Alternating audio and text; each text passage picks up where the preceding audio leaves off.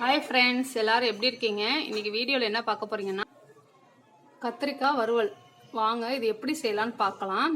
இது சாப்பாடுக்கு சைட் டிஷ்ஷாக இருக்கும், சூப்பராக இருக்கும். நீங்களும் இந்த மாதிரி செஞ்சு பாருங்கள், அட்டகாசமாக இருக்கும். வாங்க வீடியோக்குள்ளே போகலாம். அதுக்கு முன்னாடி என் சேனலுக்கு ஃபஸ்ட் டைம் பார்க்குற மாதிரி இருந்தால் மறக்காமல் சப்ஸ்கிரைப் பண்ணிடுங்க. இப்போ நான் கேஸ் பற்ற வச்சு ஒரு கடாய் வச்சுட்டேன். கடாய் நல்லா சூடாயிடுச்சு. இப்போ எண்ணெய் சேர்த்துக்கலாம்.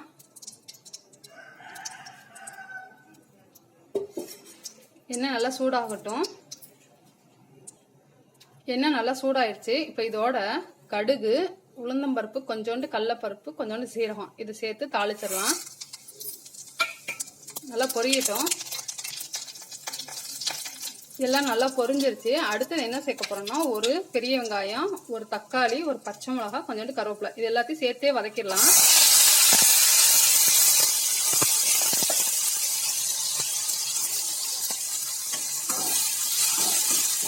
நல்லா வதங்கட்டும்.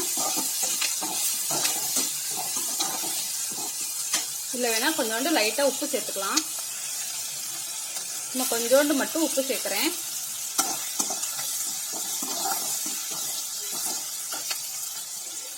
வெங்காயம் தக்காளி நல்லா வதங்கட்டும். அதுக்குள்ளேயும் உங்களுக்கு ஒரு டிப்ஸ் சொல்லிடுறேன். இந்த மாதிரி கத்திரிக்காய் நாளாக நம்ம வெட்டி எடுத்துக்கணும். இந்த மேலே இருக்க தோலை நம்ம எடுக்க வேண்டாம். இதையும் சேர்த்து நம்ம சமைச்சோம்னா டேஸ்ட்டு சூப்பராக இருக்கும். நீங்கள் வேணால் ட்ரை பண்ணி பாருங்கள். இந்த மாதிரி இந்த தோலோட சேர்த்து சமைங்க. மேலே இருக்க காம்பு மட்டும் நம்ம எடுத்துட்டா போதும். நான் ஒரு 1/2 கிலோ கத்திரிக்காய் எடுத்திருக்கேன்.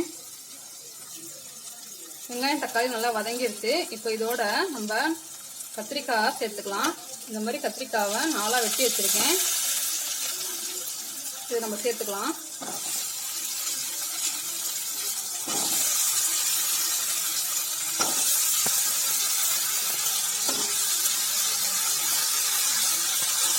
முழுக்க முழுக்காக இருந்தால் நல்லா இருக்கும். நல்லா வதக்கிக்கலாம்.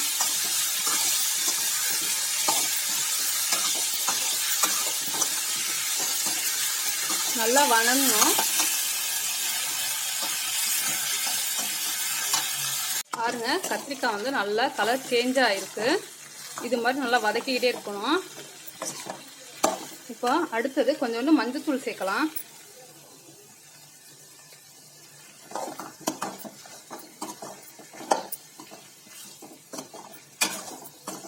இப்போ அடுத்தது சாம்பார் பொடி நான் சேர்க்குறேன். உங்கள் காரத்துக்கு தகுந்தாப்புல நீங்கள் சாம்பார் பொடி சேர்த்துக்கோங்க. என்ன வீட்டில் அரைச்சி வச்சுருக்கணும் இல்லை கடையில் வாங்கினதோ எது இருந்தாலும் நம்ம சேர்த்துக்கலாம்.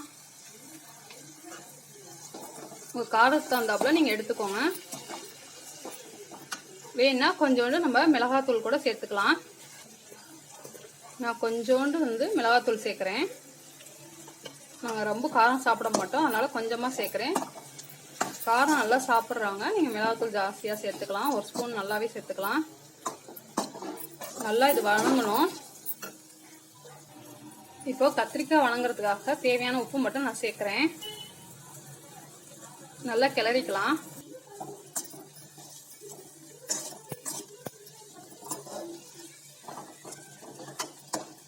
இப்போ கொஞ்சம் வேகணும், நம்ம மூடி போட்டு மூடிடலாம்.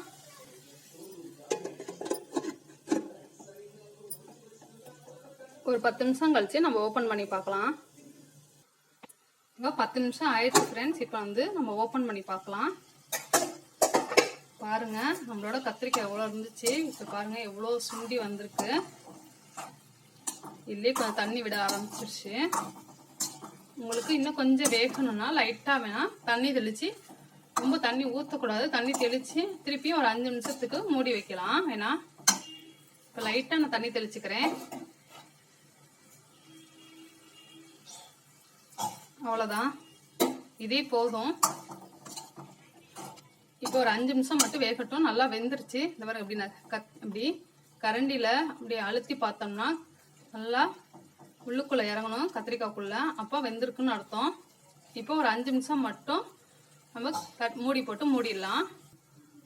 இப்போ நம்ம மூடியை ஓப்பன் பண்ணி பார்த்துடலாம். இப்போ பாருங்கள், கத்திரிக்காய் சூப்பராக ரெடி ஆயிடுச்சு.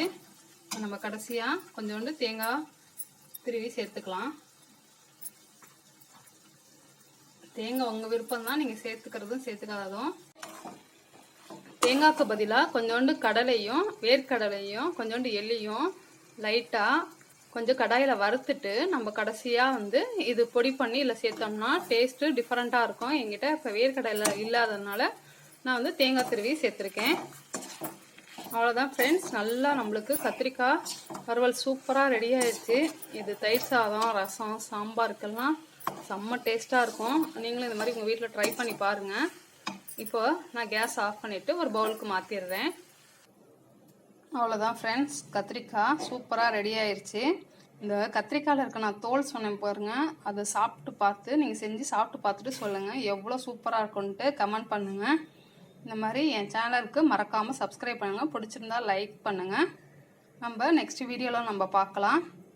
ஓகே, பாய்.